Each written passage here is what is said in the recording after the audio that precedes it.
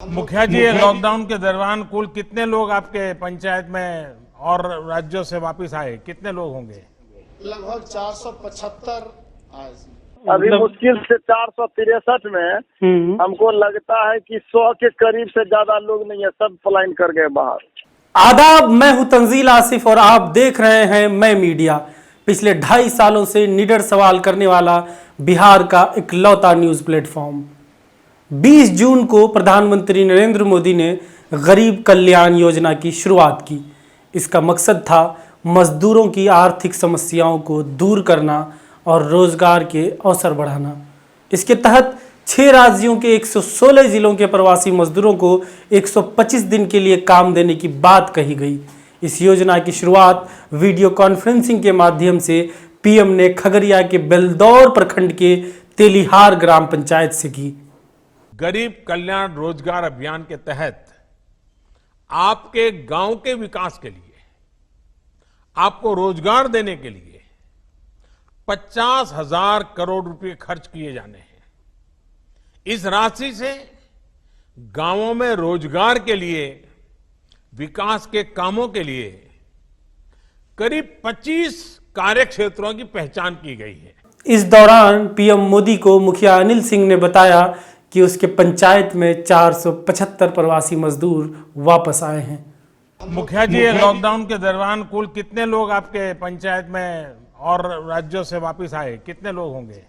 लगभग 475 आए। जब हमने 18 अगस्त को मुखिया अनिल सिंह से बात की तो पता चला कि अब गांव में 100 से ज्यादा प्रवासी मजदूर नहीं बचे हैं। ज्यादातर मजदूर काम की तलाश में वापस जा चुके हैं। अभी मुश्किल से 463 में हमको लगता है कि 100 के करीब से ज्यादा लोग नहीं है, सब पलायन कर गए बाहर। अच्छा, तो ऐसा तो नहीं है कि जो काम नहीं, जो मतलब ऐसा तो नहीं है कि जो काम दिया जा रहा था जैसे खुदाई का काम या काव शेड में काम, तो वो सब काम मतलब वो लोग करना नहीं चाह रहे थे या वो कोई और काम करते थे? जब तक काम चला तब तक वो लोग काम किए। अच्छा, ऐसी बात नहीं, कोई ने हमको बोला कि हम नहीं करेंगे, क्योंकि मतलब उन लोग का जॉब कार्ड खोला, उन लोगों के खाता में पेमेंट किया, काम किया और अच्छा शिक्षा से काम किया। अच्छा। लेकिन उसके बाद जब वर्षा पूरा गिर गया, बरसात तो काम तो हो नहीं सका। इसके वजह से कुछ लोग बाहर पलायन करे गए। 100 आदमी होगा मुश्किल से 463 में, सारे लोग चले गए। यानी प्रधानमंत्री ने तेलिहर के लोगों को जो सपने दिखाए वो सपने ही रह गए। 125 दिन काम देने की बात कही गई थी, लेकिन ज्यादातर मजदूर 60 दिन के अंदर ही वापस चले गए। जो गांव के लोगों के जीवन को बेहतर बनाने के लिए है, ये काम अपने ही गांव में रहते हुए, अपने परिवार के साथ रहते हुए, अपने यार दोस्तों माँ बाप के बीच में रहते हुए आपको करने का अवसर मिलेगा। अब दूसरी कहानी सुनिए। जमुई के सिकंदरा ब्लॉक के नौकाडीह के रहने वाले कैलाश रविदास कोलकाता में चप्पल बनाने का काम करते थे। लॉकडाउन में काम बंद हो गया तो 23 मई को घर लौटे और सिकंदरा के आईटी केंद्र में बने क्वारंटीन सेंटर में रहने चले गए। 24 मई को मुख्यमंत्री नीतीश कुमार ने वीडियो कॉन्फ्रेंस के जरिए कैलाश से बात की और उसके लिए 23 मई से ही स्थानीय प्रशासन ने कैलाश को तैयार करना शुरू कर दिया। शाम को बहुत उस दिन सर हमको बहुत परेशान किए उन लोग। अच्छा, बहुत हम रूम जा रहे हैं फिर बुला रहे हैं, हम रूम जा रहे हैं फिर बुला रहे हैं। फिर हमको बतलाने लगे डीएम सर कि देखिए कल जो है सीएम साहब से, नीतीश कुमार से हम बात कराएंगे वीडियो कॉन्फ्रेंस से, आप बोलिएगा ना उनसे, जैसे आप आए क्या करते हैं नहीं करते हैं। हम बोले जी हाँ हम बोलेंगे, तो डरिएगा नहीं, समझ लीजिए जैसे हमसे आप बोल रहे हैं वैसा ही बोलिएगा। हम बोले सर फिर डरेंगे कि, इसलिए बात करना है बात करेंगे। ठीक है, ऐसा ऐसा हमको समझा बुझा के चले गए। 24 मई को सीएम ने कैलाश से बात की और 18 अगस्त को हमने कैलाश से बात की।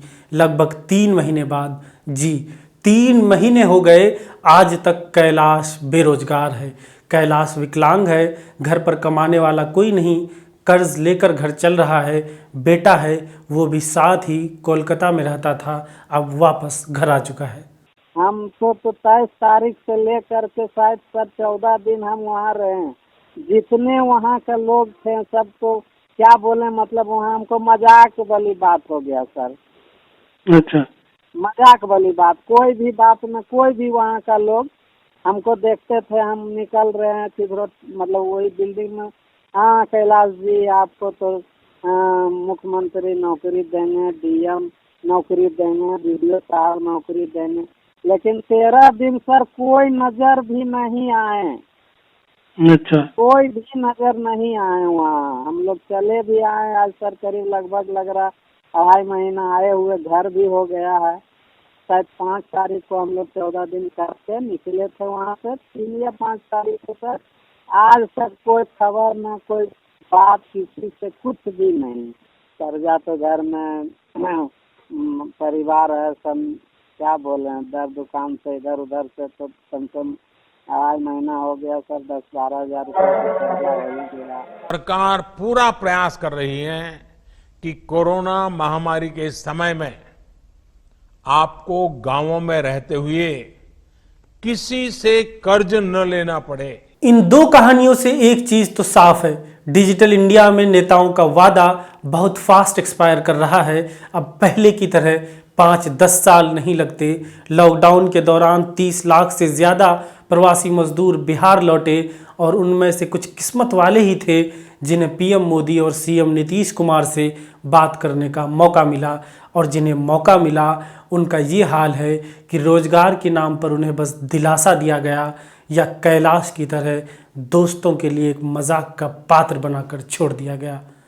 अब ज़रा सोचिए बाकी प्रवासी मजदूरों को क्या कुछ झेलना पड़ रहा होगा। हम मोबाइल बेच के 5,000 का मोबाइल 2,000 में बेच के जा रहे हैं। जी, लोग वापस जा रहे हैं क्योंकि बिहार सरकार उन्हें उनके घर पर नौकरियां नहीं दे पा रही है। बेरोजगार हैं, आए थे यहाँ बहुत दिन रह गए, आप चल नहीं रहा है किसी तरह, अब बाहर जाना पड़ता है दोबारा। बाहर में कब से रहते हैं? बाहर से हम बहुत देर से रहते हैं। क्या करते हैं वहाँ पर? सिलाई करते हैं। सिलाई। क्या करें, मजबूरी जाना ही पड़ेगा, नहीं तो खाएंगे कैसे। सरकार बोला था दिल्ली से हम आए थे तो पैसा मिलेगा, कुछ मिला भी नहीं है। प्रवासी मजदूरों के वापसी का सिलसिला तो वैसे जून के पहले हफ्ते से ही शुरू हो गया है, लेकिन सरकार अब भी बेखबर है। बिहार सरकार के श्रम संसाधन विभाग यानी लेबर डिपार्टमेंट का सीधा कहना है उनके पास इसकी कोई जानकारी नहीं है। श्रम संसाधन मंत्री विजय कुमार सिन्हा के पीए मंत्री से बात नहीं कराते। विभाग के उप सचिव सूर्यकांत मणि ने संयुक्त लेबर कमिश्नर वीरेंद्र से बात करने को कहा, जिन्होंने साफ लहजों में कह दिया उनके पास प्रवासी मजदूरों की कोई जानकारी नहीं है। थोड़ी जानकारी चाहिए थी प्रवासी मजदूरों के बारे में। ये मेरे पास कोई जानकारी नहीं है अभी। पत्रकार उमेश कुमार रॉय, जिन्होंने प्रवासी मजदूरों की कई खबरों पर काम किया है, बताते हैं कि बिहार सरकार का लेबर डिपार्टमेंट किस तरह से आंकड़े छुपा रहा है। लेबर डिपार्टमेंट के लिए बहुत आसान है कि वो डेटा कलेक्ट करे, मगर वो करती नहीं है। और शायद ये इसके पीछे ये वजह हो सकती है कि सरकार के पास वो दिखाने लायक आंकड़ा ही नहीं है, बहुत रोज़गार बहुत ज़्यादा लोगों को मिला नहीं है। ये एक वजह हो सकती है। जब मैंने लेबर डिपार्टमेंट के कुछ अधिकारियों से बात की थी एक स्टोरी के सिलसिले में, तो उन्होंने कहा भी था कि ऐसा प्रावधान है, अधिकारियों को कहा गया है कि वो डाटा दें, मगर वो डाटा देते नहीं हैं। और उन्होंने ये भी कहा था कि जो आंकड़ा नहीं देने पर उनको जो है सो दंडित करने का भी प्रावधान है, मगर ये प्रक्रिया बहुत लंबी है, जिस कारण से ये ऐसा हो नहीं पाता है। तो कुल मिला के ये समझ में आ जाता है कि सरकार जो है सो डाटा शेयर नहीं करना चाहती है लोगों से और पत्रकारों से। जब विभाग से कोई बोलेगा नहीं तो सवाल उठेंगे ही। प्रवासी मजदूरों को घर पर ही रोजगार देने में सरकार क्यों विफल रही? आंकड़े क्यों छुपाए जा रहे हैं? रोजाना बस भर भर कर मजदूर वापस जा रहे हैं। क्या सरकार को इसकी खबर नहीं है? और सबसे बड़ा सवाल, क्या प्रधानमंत्री मोदी ने वापस खगड़िया के तेलिहार ग्राम की खबर ली? क्या मुख्यमंत्री नीतीश कुमार ने वापस कैलाश रविदास का हाल चाल पूछा? कहते हैं ना, शहर में मजदूर जैसा दरबदर कोई नहीं, जिसने सबका घर बनाया उसका घर कोई नहीं।